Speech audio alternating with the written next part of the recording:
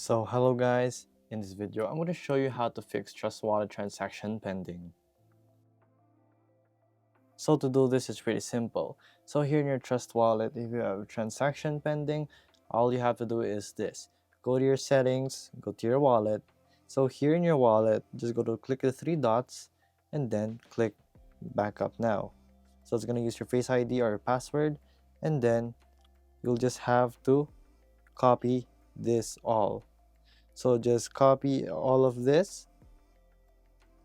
So basically all you have to do is copy all your 12 key phrase, and then all you have to do is delete your wallet and then re-add it again here in the wallet section. So add existing wallet, secret phrase, multi-coin wallet, and then paste it right here, and then it should work.